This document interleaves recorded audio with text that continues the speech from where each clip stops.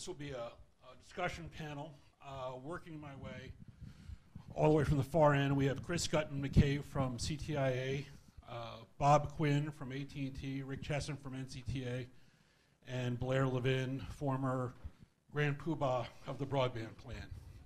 And what I wanted to do with this particular panel, let me get my notes out here. You know, over the last couple of years, we always have, Rick said to me, so what's really sort of the theme of the panel? And I said, well, you know, over the last couple of years, we've had a lot of sort of notables. We've had, you know, the Jim Sicconis, the Michael Powells. I said, you know, I think given all that's going on with the FCC this year, what I want to do is have a panel of all the guys who are just working in the trenches, who are the people who end up getting the phone calls from the chief of staff going, Quinn, what is he doing? Call Sicconia. And so getting sort of the nuts and bolts of what's going on in the commission. I realize that Blair is no longer there, but Blair, having toiled in the vineyards of the broadband plan, that, you know, staff is a very unique animal at the commission. I think a lot of people in the advocacy that goes on around town, you know, we've got blogs, and I always joke, you know, it's nice that my brother-in-law in Oklahoma thinks that we have the highest per megabit broadband, but, you know, at the commission, this is where the rubber meets the road, and we've got a lot of things that are discussing. Staff is very intelligent, they work very, very hard, and they're looking for answers. And so what I wanted to do with this panel is having all the people here who are really just day in, day out have to deal with the commission and sort of get a flavor of the priorities that are going on for 2013. So, to start off our conversation, and again, this is just sort of an open conversation, nothing in particular. You know, we did part one, doing a little bit of reflection. You know, we just had the election pass, and if we remember back from 4 years ago, everybody was just so excited about broadband. You know, we had the National Broadband Plan, and we had BTOP, and we had the MAP, and everything's all excited. And now, 4 years later, the rubber has kind of hit the road. So what I'd like to ask you guys is, you know, what's still on the agenda now? What are the policy priorities facing the commission? What do you think they should be? What do you think that they are but they shouldn't be? But just what is sort of the lay of the land of where you see where things are going to start up now in January with, you know, we're out of the election cycle and we're all really heading back to work full time for the second term. So Chris, why don't we start with you down at the end, just work our way across. Sure, thanks, Larry. So first of all, I want to point out that you, I think, identified me as not a notable, which is okay, because my bonus has already been set. You're exceptionally notable. Let me know how notable you are. No, I'm kidding. You know, so shock. CTIA is going to say that the priorities and the focus, particularly in the first half of this year, should be on spectrum and facilitating infrastructure, and hopefully, you know, some of the other core issues. USF obviously is a key issue. I know Bob's going to talk about, you know, the filing that I'm imagining you are that your team put in about the fact that everything's moving to sort of IP based, and so the commission's got to figure out what that means. But for us, it's to your point, you know, it's time for the rubber to meet the road. It's time to actually, you know, let's deliver on some of the spectrum goals in the broadband plan, in the legislation that was adopted. You know, let's work to try to develop some sensible incentive auction rules. Let's work to see if we can get some of the government spectrum repurposed. There's a good post from Commissioner Pai that I read this morning that talked about that the federal government controls about 60% of the key spectrum that's really could be used for mobile broadband. It's time to repurpose some of that, time to add some market-based incentives into the government use of spectrum such that we can, you know, get them to want to repurpose some of it. And so I think those would be the key high-level issues, is, you know, a focus on bringing some of the spectrum that was identified in both the broadband plan and the legislation, bring it to market in a way that will help to continue to facilitate the leadership that the U.S. has right now in mobile broadband. and ensure that everybody has a chance to get access to that spectrum that needs those resources.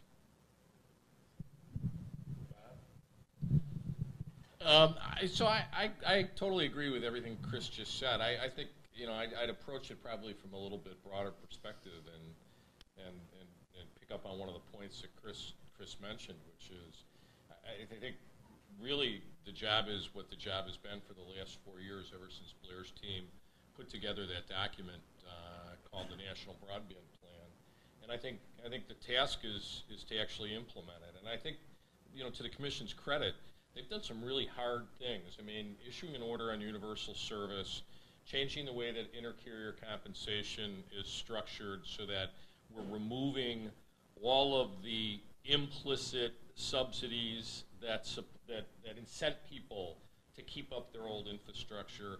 We've moved the explicit subsidy mechanism and moved it towards a policy where I think eventually we'll get to a place where if we're going to get government dollars into the industry, it's going to have to support broadband services.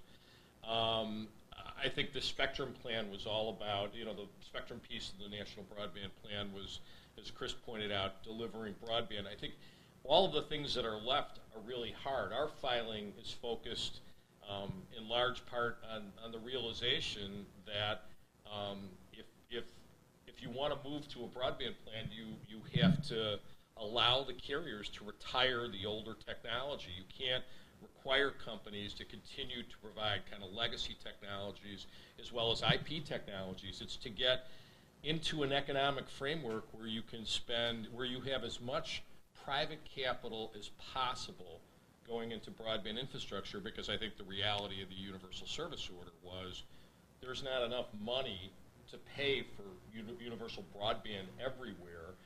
So we got to maximize the amount of private investment that goes into it.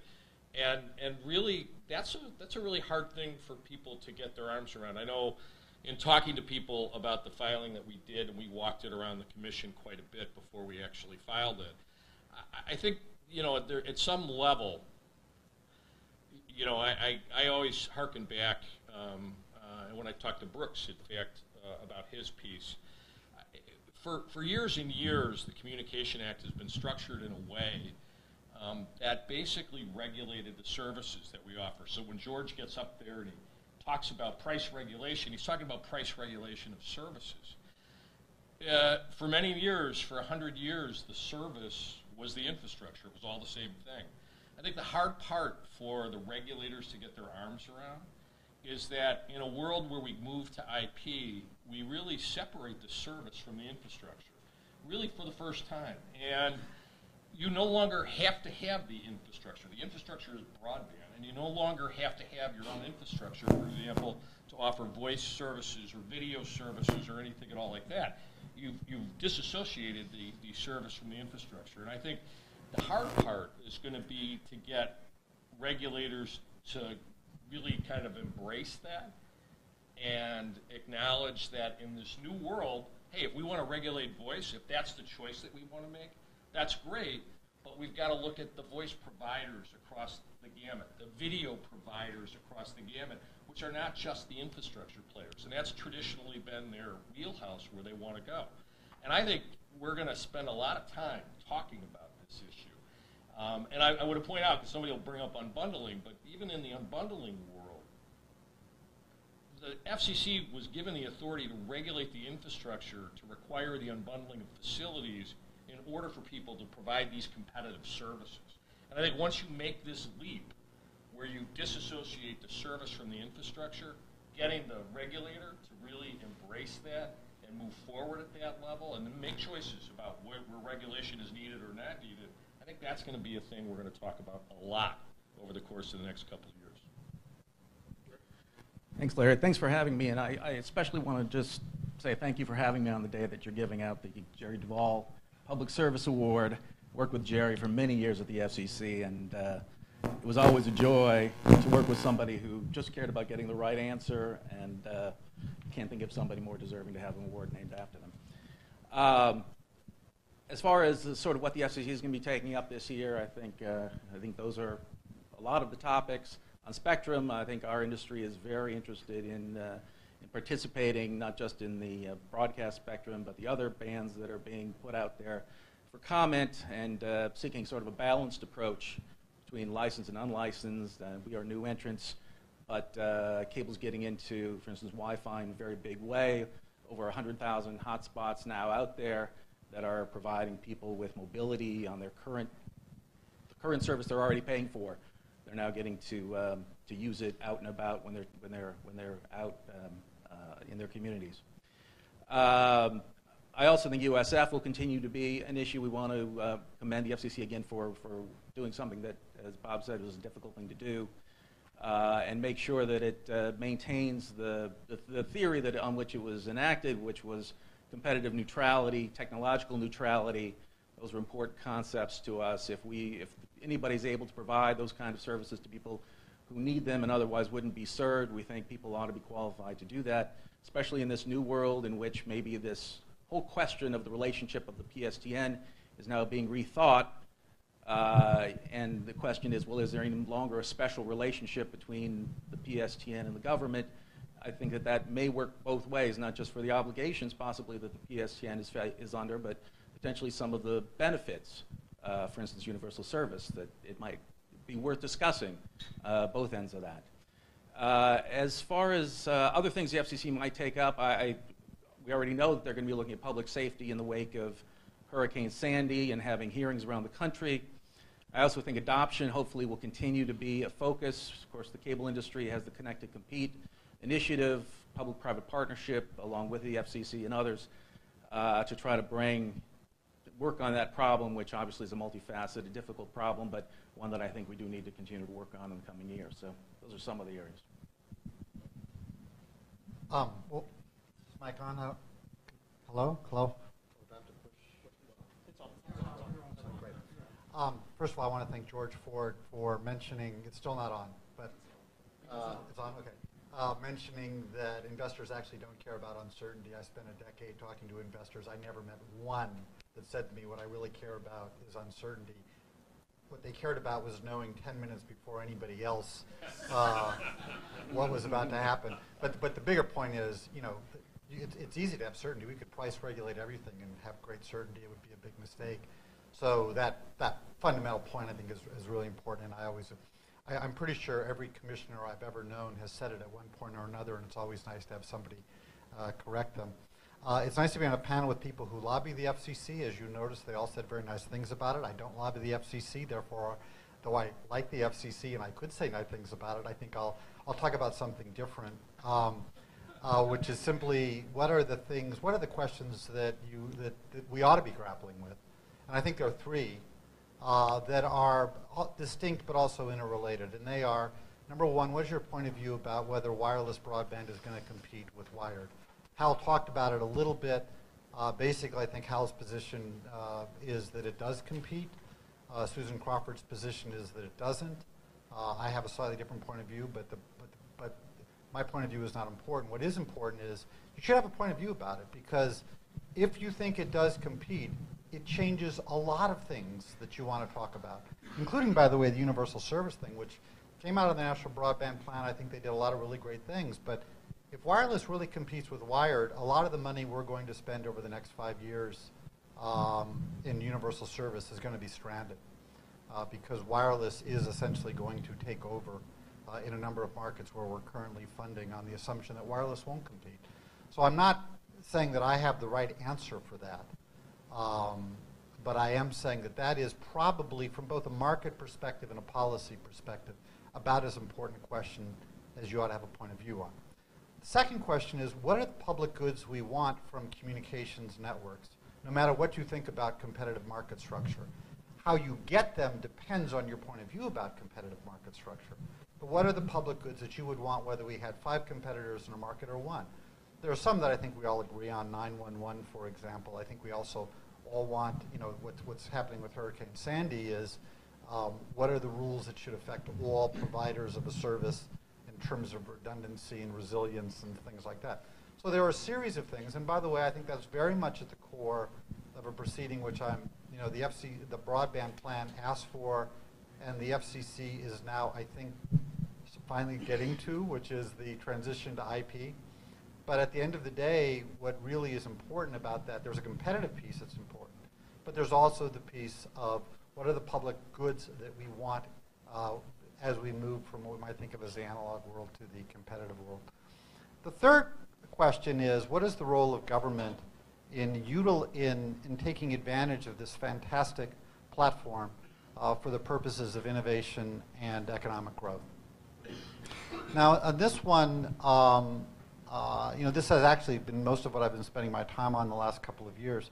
And I have to say, what's interesting about it is I think both the cities are leading in this and that they ought to lead. That is to say, I actually would be a little nervous about a federal policy because I think this is an area in which I think you want a lot of experimentation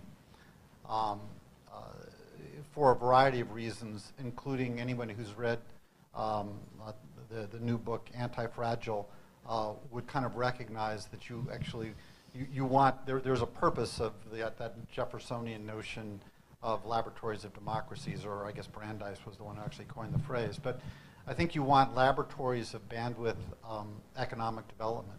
And you see this in Kansas City. I was just out in Seattle, spent some time with the mayor there, and we announced a project with Gig.U in December that's, I think, the second largest gigabit deployment in the country. But I thought what was really interesting was the story in the Wall Street Journal that Hal referred to yesterday. The most interesting quote was coming from the person in Chicago talking about how Chicago really sees a need for, they want to attract certain kind of entrepreneurs who the current broadband marketplace is not sufficient to attract, and they're going to take steps to do that. I think that's actually a complicated question, and that could be a very long debate, but I'd rather that be debated at the city level. Some cities are going to want to take steps to do the kinds of things that Chicago is doing, that New York is doing, that a number of the Gig.U cities I'm working with are doing. But a lot of other cities aren't, and that's perfectly fine. Some cities want to essentially be leaders in what I think of as the bandwidth-delivered economy, but other cities aren't, and they want to have big football stadiums and do Super Bowls. That's okay. Indianapolis, I think, spent $700 million on a football stadium to attract a Super Bowl, and they succeeded, and that's okay. Other cities are going to want to spend. Actually, it's interesting, not money, but other ways of organizing and other kinds of resources to have a certain kind of broadband infrastructure. But I think those are the three fundamental questions. It's implicit, though not explicit, in a lot of the stuff that the FCC is doing, but I think we ought to be clear that those are the fundamental questions that will drive a lot of the policy. Thanks, Blair. Well, let's sort of build on that a little bit. I mean, one of the topics that everybody sort of talked about a little bit, which I want to get to first, is, in fact, the IP transition. I mean, it sounds like a small topic, but it is so huge in what it means for investment, for regulatory structure. I was wondering if the panel would mind sort of delving a little bit deeper. I mean, where do you guys see, from each one of your individual perspective, what is it going to take for us to get that transition? I mean, we've all talked about this a long time, that, that literally you can't buy a Class 5 switch anymore, you can't get them serviced. We're moving to these broadband platforms. At the same time, we want to be pushing, I've been very public about this, I think one of the big policy priorities, and this I think goes to, is wireless a substitute or a complement? I'm not quite sure, because it depends. And then, these networks, I mean, if you talk about wireless originated traffic, they're all the same networks, but it seems to me that one of the big things, because we have spectrum exhaust, is we want to be pushing fiber deeper and deeper into the network. So rather than deal with the cities and tower siting and all the fun that could be, we can start putting up femto cells and all that kind of stuff. So if you guys would sort of touch on just, what is it going to take to get it done? What are the issues that we're going to have to start looking at and start really grappling with? Because I think it's now, we can't put off this conversation anymore. This is going to be one of the big issues front and center, I think, this year. So Chris, again, starting with you from your perspective, please. Sure. Well, first of all, the FCC is going to have to be flexible. They're going to have to take a really hard look at how almost every issue that they could touch could be impacted or will be impacted by this transition. A great example is the recent text to 911 issue that arose at the Commission, where the Commission desired to have carriers provide the ability to send texts through to 911. And my family, part of what we talked about at the commission, my family is a perfect example. My daughters have a range of devices. We probably have 7 or 8 devices that are connected over CMRS, over wireless providers' networks in our house, and another 5 that aren't. My daughters don't know the difference. I mean, they will hold a multitude of text-based conversations with their friends, and sometimes within the same device, one of the conversations will be on the Wi-Fi network and the other will be on the CMRS network. And so, the notion that the commission was moving forward and we're going to require that, that only carriers provide it, our argument wasn't necessarily that everyone had to provide it. Our argument was, do you realize the confusion that you're going to create once you launch this? Because, if you only move forward requiring the carriers to do it, and yet the press all of a sudden releases this story about the ability now to provide text to 911, everyone under the age of 20 is now likely confused as to whether or not that capability exists. So, you can see this type of issue arising with a multitude of proceedings at the commission. And in our industry, there's a change. I mean, since I've been at CTIA in 11 years, we've gone from analog, where we had to petition to be able to sunset the analog networks, to digital 2G, 2.5, 3, 3.5, 4G. Who knows what's next? And each of those changes have really put us front and center with this IP-based issue. And so it's a difficult, it's complicated. It does bring up the inevitable question about where and what authority does the FCC have over certain issues. And I haven't heard it explained this way, but I like Bob's explanation that all of a sudden you're disassociating services from network. And now there are people providing services over the top that don't have network connections, and they're, it's as Rick and the cable guys have more and more Wi-Fi hotspots, and people start to have a seamless integration of Wi-Fi and what do they call it? They call it mobile versus nomadic. Yeah, it's going to create a range of regulatory issues. It's going to require the FCC to be flexible. I totally agree with Chris. I mean, I lived that text to 911 order, and where it started was just a horrible place, because it was just old think. It was, we're going to attach this to the infrastructure guys, and it's old think. It's not accepting the fact. The discussion that we should have been having are, what are the characteristics in a text messaging platform or service that's being offered where we're going to make a judgment? And the judgment's going to be, it's really critical if you're going to offer this service that you're going to provide a capability of communicating with 911. Apple comes in and argues, hey, I should be excluded because Apple customers can only talk to Apple customers. That may be, I have no opinion on that. That may be a great choice. That may be a great distinction between a CMRS provider who provides text messaging services everywhere over an SMS infrastructure versus Apple, which on an Apple device, it doesn't even have to have a CMRS connection or an SMS connection in order to be able to utilize service. But we should be having the discussion of, what are the characteristics of the service that we need to decide that we're going to regulate this service for public safety purposes. We never had that discussion at the commission, because the commission, in the way that they were approaching it from a perspective of, we've got authority over the infrastructure guys, so we're going to regulate the infrastructure guys. And that has to change. I fundamentally, and I'll get to a point that Blair made, I think there has to be, the first thing to effectuate the IP transition that has to happen is we have to change the way we think about regulation. I'll give an example, because I saw David Young sitting here, right? Verizon Fios. It's a perfect example of why we need to change the way we think about regulation. Verizon goes out. We took a different approach. We just went out and changed the laws in the states. We went and worked with the state legislators to say, look, if you let the municipalities kind of extort from these carriers concessions in order to go and make investments in their community, will be doing this for 100 years. So I was at a dinner with Debbie Goldman of CWA, and Debbie was complaining about the fact that, she called it the reverse donut hole problem, where the cities don't have FiOS in their footprint, but all the suburban communities do, where all the money was. And my perspective on that was different. I watched Verizon go through this fight. Every community they went in, they got held up. And it was held up just like you were getting held up in an alley by a guy in a mask with a gun. And it was, what can you give me? What can I extract from you in order to allow you to make this investment for my citizens? And I think that has to change. I mean, Blair brought up the Kansas City example.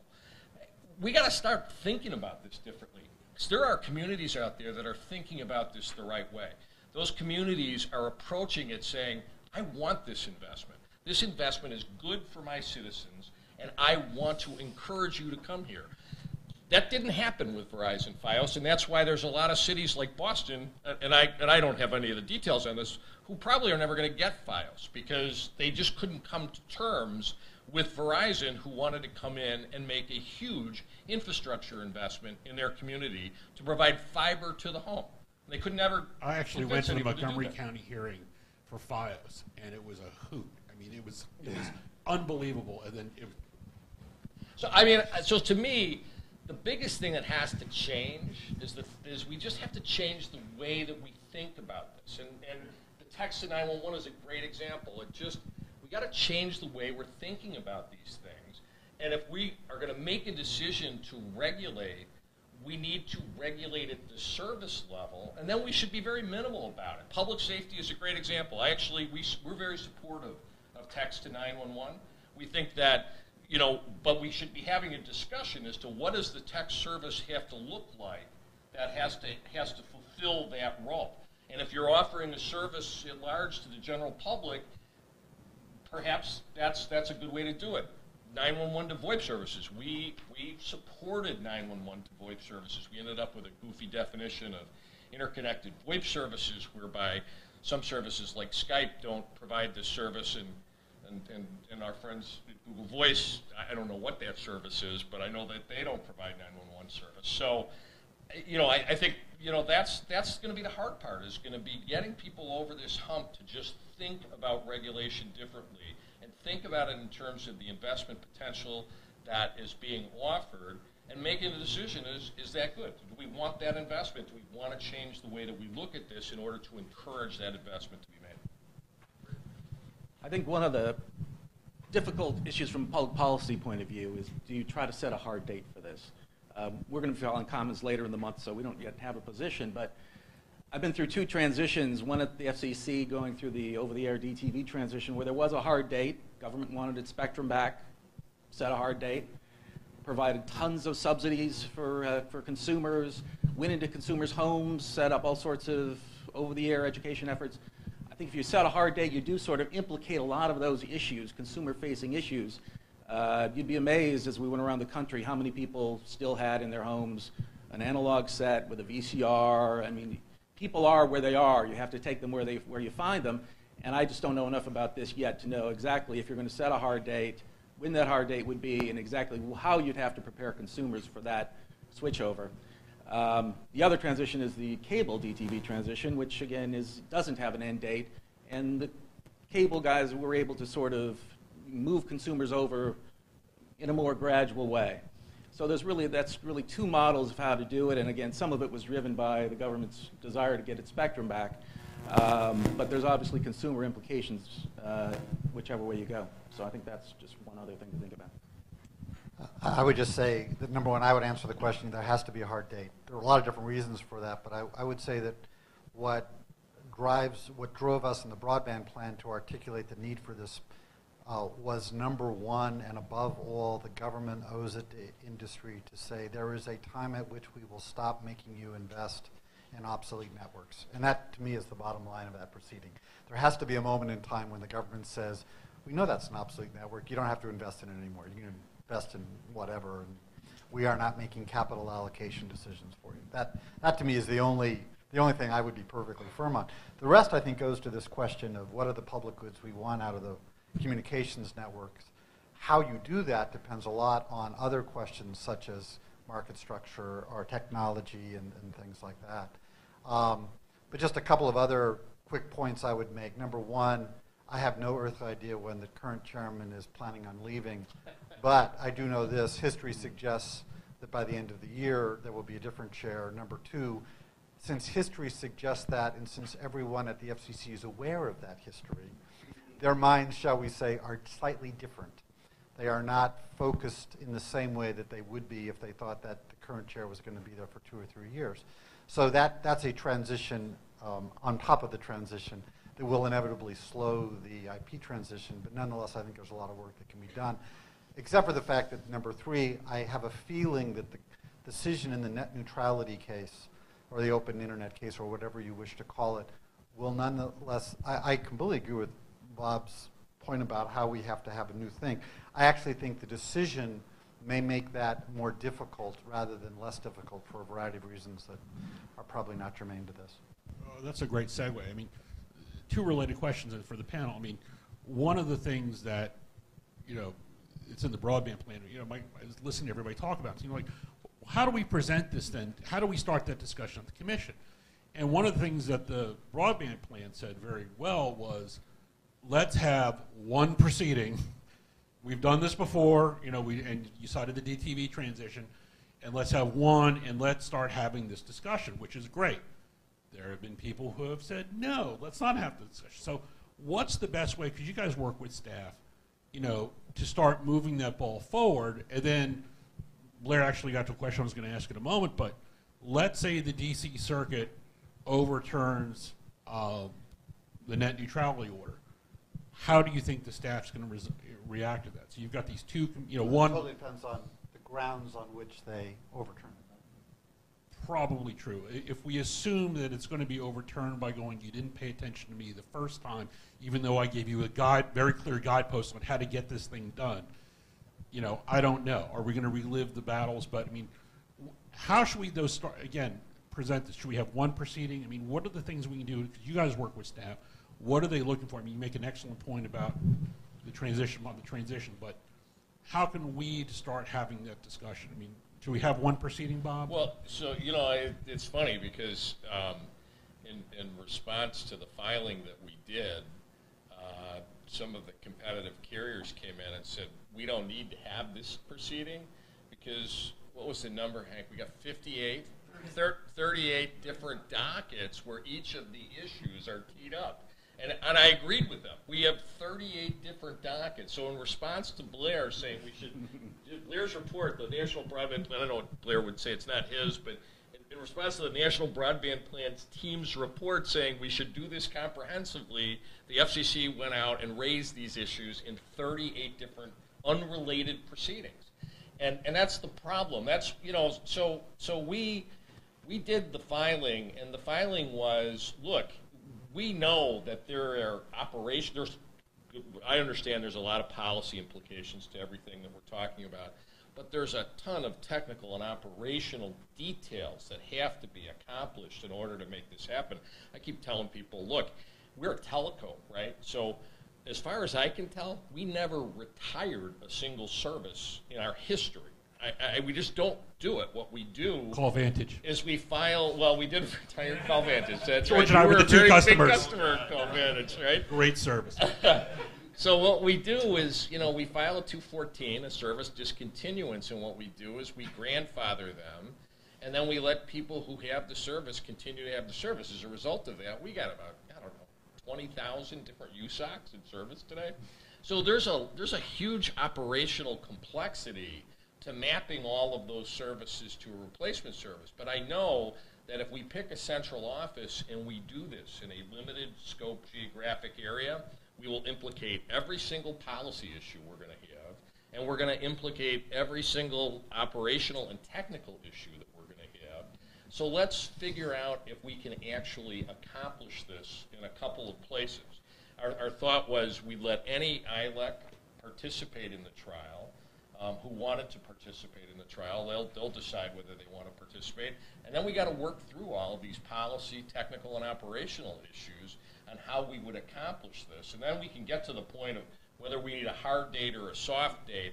In my view, I don't like to make capital decisions for companies, other companies. I don't like to make them for our own company. We have people who do that. Our view has always been, look, at some point, we need to change the interconnection default mechanism from a TDM architecture to an IP architecture. And that's the hard date that we should be driving towards. And if somebody wants to operate their network at a TDM basis forever, then let them operate their network at a TDM basis. But they should bear the cost of converting that to IP when they hand it over to other people. You shouldn't require other people to do that. And maybe that's the hard date that we need, but it's a softer implementation of a hard date because everybody gets to kind of do what they want to do in terms of operating their own infrastructure. And I think when we talked about a PSTN sunset date when we were in the National Broadband Plan, that was the pushback from a lot of people. We may not be ready to make this transition as fast or as slow as you're going to make it. We may have a different time frame. And I think our way to try to accommodate that was saying, hey, let's figure out what the date at which at some point in the future we're going to kind of make this a default technology.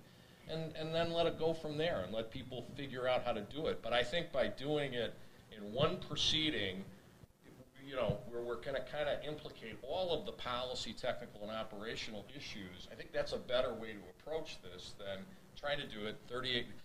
At the speed at which this commission issues orders, I would think that 38 different orders out of the commission in really tough dockets to resolve all of these issues would take us about 15 years to get through.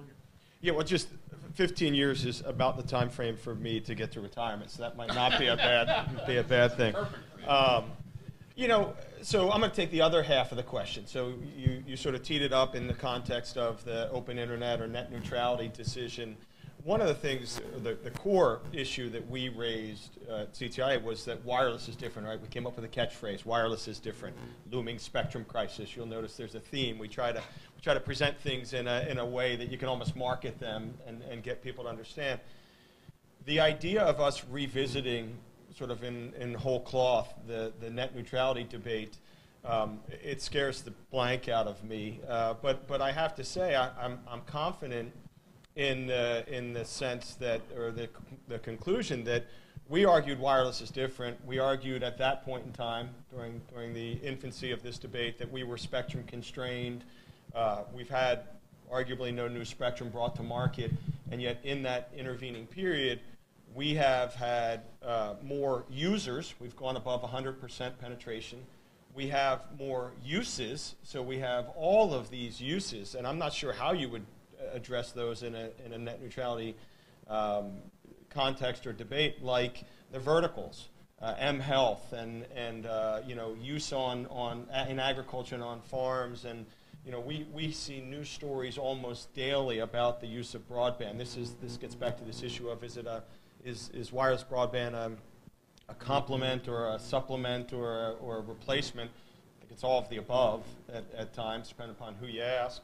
And we have more usage. I mean, the usage rates go up. So users, uses, and usage are all increasing dramatically. And the idea of trying to sort of pin down a set of net neutrality requirements, again, at this time, we would argue is as troubling as it was 2 or 3 years ago when we were having this debate. Now, then you overlay the issue that Bob's team has raised and that we're talking about sort of the change to IP, and you think, this is going to be an unbelievably complicated proceeding if you're overlaying net neutrality on top of either one proceeding or 37 different proceedings. It's complicated, and we're now starting to see, with the movement to IP, a change in the networks on the cable side and on the wireline side that we've been seeing over the last 11 years on the wireless side. And so that's why I just keep saying there's going to have to be commission flexibility, and there's going to have to be a new way of thinking and looking at this. We really, at CTI, haven't developed an opinion or thought on how or where or when or why to pursue it. But boy, it's going to have to be addressed. I mean, it's staring us in the face. Well, that brings an interesting point. George and I were talking about this prior to the first symposium. I mean, and this goes to, you've got the net neutrality order sitting out there, but this, I think, goes to Blair's comment about sort of staff perceptions.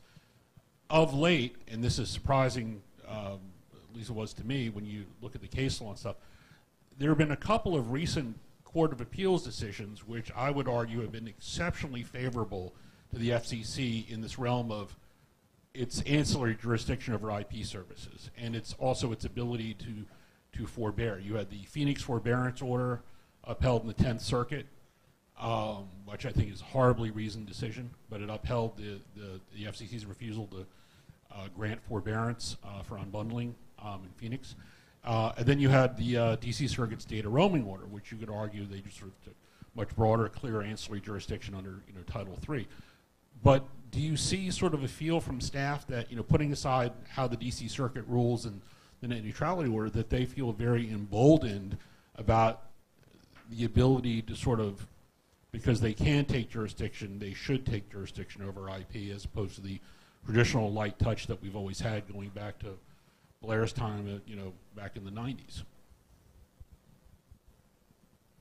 I don't.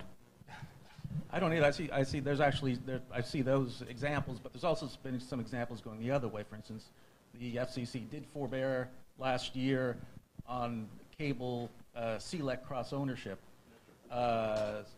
recognizing changed circumstances. They also declined to extend things like the dual carriage requirement based on, again, the increased competition and the change in the marketplace and the change in technology. So I think, staff is, has certain tools at their disposal that they have been using. I understand the examples that you're citing, but there's also some on the other side. I think the IP transition proceeding that we asked for is going to be a real test to determine whether or not the agency really is kind of capable of making this shift. I think Blair's absolutely right. I mean, if Julius, announces that he's leaving at some point this year, I think a lot of this stuff is going to slow down, and I think staff ultimately takes direction from their boss. I mean, they ultimately move in the direction that the chairman wants them to go in, and I think depending on whether he departs this year or not, I think that's going to be a real determination of which direction that they actually choose to go.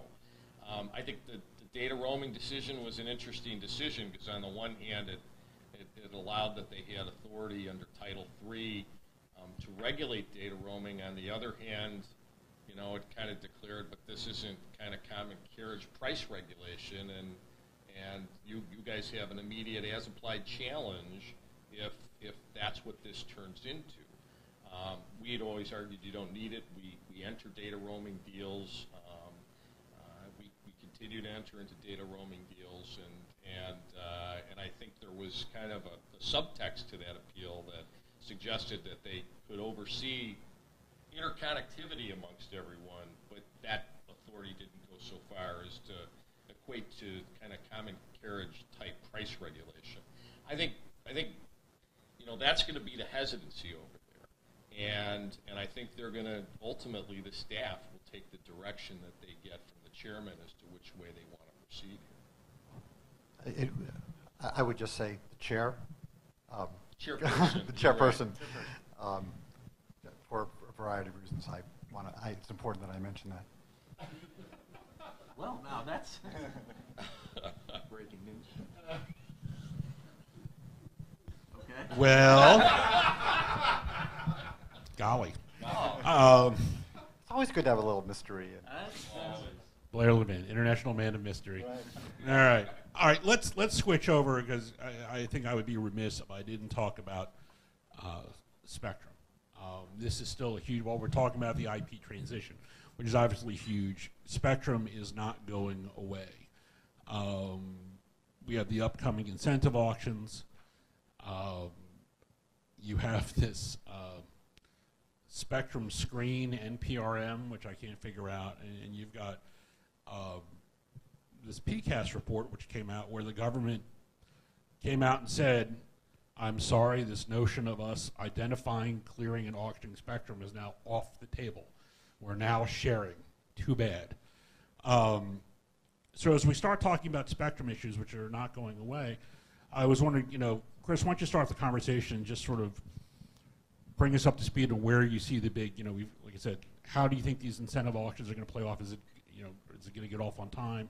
Are spectrum caps back? Are they not? And what do we do about government spectrum? So I'm going to avoid the middle question, but more talk about the first two, and hopefully talking about that helps to solve that middle question. Some of the issue about access to spectrum goes away if the Commission and the federal government can deliver on the numbers that Blair and their team put in the National Broadband Plan. If the Commission brings 500 megahertz to market, I think that probably is a sufficient amount for all the companies that want to participate and take spectrum away. So the more you bring to market, the greater the likelihood that everyone gets the assets that they believe they need to deliver service. The way you do that is you finalize the incentive auction proposal, the rules, hopefully by the end of this year. You have an auction in 2014, which would fit within the time frame that the National Broadband Plan identified. You also, by statute, deliver on what Congress put in the Tax Relief Act and bring that, depending upon how you count, 60 to 80 megahertz of spectrum to market. I know that NCTA is looking at not just a pairing with the AWS-4 spectrum that everyone has identified, but at a larger swath of spectrum. I think it's 95 megahertz of spectrum. So there's a lot in the pipeline, or at least teed up to be in the pipeline. And as I said earlier, it's sort of having the rubber meet the road. It's actually delivering on some of that. The incentive auction issue, it's unbelievably complicated, and yet I think it's really exciting. I mean, I think it's a new way of looking at providing incentive, market-based incentive to deliver spectrum from an entity that might not value it as much to one that values it in a greater way, uses the Commission as the aggregator so that you can actually get some economies and build out networks and have products. And it sort of facilitates this unbelievable growth that we're seeing in the mobile space. I mean, when we started this, when Blair started this, we weren't even talking about tablets at the time. The largest operating system, the Android operating system, was in its infancy. Since then, we've had Microsoft announce a new operating system. We've had BlackBerry RIM announce a new operating system. I just read something about another operating system yesterday that will use voice commands and the heads-up display to sort of drive the smart devices. So to me, it's an all of the above, and I was equally concerned with and have voiced it on a dozen panels, the proposal that the new norm should be sharing. If you go and talk to the architects of that PCAST report, they will say now that they were absolutely not suggesting that there should be no more clearing. Although if you read the report, there's not a mention of clearing anywhere in it, and they do suggest that the new norm is sharing. I think we would say, and all of our members would say, I'm going to speak, Bob, for you for a minute, that sure, we should investigate sharing. But someone should prove that this notion of cognitive sharing is workable before we go down that path. Geographic sharing, temporal sharing, we're already doing that to some degree.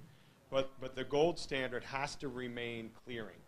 And we're seeing it around the world. Every country that we consider an ally is clearing hundreds of megahertz of spectrum as we speak. So Japan and Germany and South Korea and the United Kingdom and Italy and France and Canada and Mexico. I mean, every country is clearing hundreds of megahertz of spectrum, clearing it, not sharing it, and bringing it to market for their networks, the population of which the closest country has a third of our population and about a quarter of our usage. So that equation doesn't work if the United States doesn't really step up. And so for me, it's all of the above. It's the carriers doing their part with small cell deployments, femtocells, DAS systems, things like that. It's moving to the next generation. We've already seen everyone basically announce that they're moving to LTE. So on the network side, the changes are happening. It's, can we get the federal government to relinquish spectrum like every other country is doing, and can we get the FCC to really drive this difficult and complicated, yet eminently doable incentive auction process to conclusion? And I'm cautiously optimistic that we'll get there with all of the above. I totally agree. It's an all of the above strategy. I think our concern with the PCAST report was, I think, shared by the FCC chair. Did I get that right? Chair Janikowski, the day they issued the report, said, we can't let sharing be a substitute for clearing. And I think that he was worried that that was the message that was being delivered, and I think he put his own thumbprint on the scale to say, look, sharing is great, and we all embrace that we should be doing everything we possibly can. We're going to be delivering voice over LTE as part of the rollout of LTE. We're going to be switching away from operating separate voice and data networks and moving everything over to the packetized IP infrastructure. So we need to do that. Part of the $14 billion investment that we announced back in November, $8 billion of it is wireless, $6 billion of it was wireline. But even the wireline investment that we're doing when we're building out the 15,000 buildings in our serving area with fiber, part of that investment is dedicated to expand our DAS footprint. We've expanded our Wi-Fi investment over the course of the last 8 years. Wi-Fi has exploded on our network. All of this is wireline investment that is really designed to supplement our wireless capacity. A big part of the wireless investment that we're doing here is going to be small cell technology to, in essence, effectuate, kind of mini cell splits. It's designed to build capacity into the network, and I think that all of these innovations are trying to get to a better, more efficient utilization of the spectrum that we have, and an acknowledgement that the clearing process in the U.S. is kind of slowed down, and I think Chris is absolutely right. We've got to figure out a way to jumpstart that. As part of the all of the above approach, we put in a pitch for unlicensed as part of that. Yeah. I think if you talk about innovation and growth and consumer benefits, the benefits of the Wi-Fi and has been incredible over the last 10 years. We've been operating in the 2.4 gigahertz band. Unfortunately, talking about a spectrum crunch, it's now getting awfully congested, and in many markets, it's going to be impossible to add more to it in short order. So we're looking at other bands, and we certainly want to involve ourselves in seeking additional spectrum for these uses. This is not some feel-good kind of Wi-Fi or unlicensed use. This is real dollars for the American economy, real jobs, and not just providing Wi-Fi, but backhaul. I think it's an important part of the overall puzzle, and what we're seeking is really balance, not obviously that everything ought to be unlicensed, but there ought to be some reasonable balance there between the two. And I just want to jump in. I think that's completely fair, and that this notion of sharing versus clearing will clearly implicate unlicensed. I mean, I'm certain that folks that would want to develop equipment for unlicensed would rather have cleared spectrum than having to share and have it in spots. So, but there also may be a benefit to being able to utilize a white space type architecture in some of the areas where we can't clear it. But the default should be clearing, whether it's clearing for licensed or clearing for unlicensed. I think the benefits that we've seen from fully clearing a band are monumental. Just two observations as a former analyst. Number one, where I'm very excited about the potential of incentive auctions. I don't think, if you look at it from a 10-year perspective, I don't think it will clear enough spectrum for wireless to really be fully competitive to where wired networks will be and where the market will be in about 10 years. And I think that's unfortunate, but I think that's what's going to happen, which is why I'm skeptical that in the long run, wireless will really be a full competitor to wired in all markets. And then secondly, whereas I certainly would love to clear more government spectrum, there's always a certain tension about what you kind of say and what you're really trying to achieve when you're in a political realm. And one of the things we did with the plan was really try to, when we released it, focus on that clear category, though we also did talk about some sharing. We had as good a political alignment, I thought, as we could to clear government spectrum, and we weren't successful. There are a lot of different reasons for that. But I would just note that whatever they are, that's one of the reasons why I think we have to look at more sharing. And some of the ideas about more market mechanisms to have government share, frankly, we looked at those in the plan.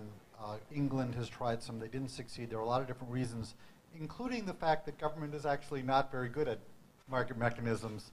I mean, if you give a company an opportunity, we'll see in the incentive auctions, to make, you know, a couple $100 million bucks, they respond in a certain way.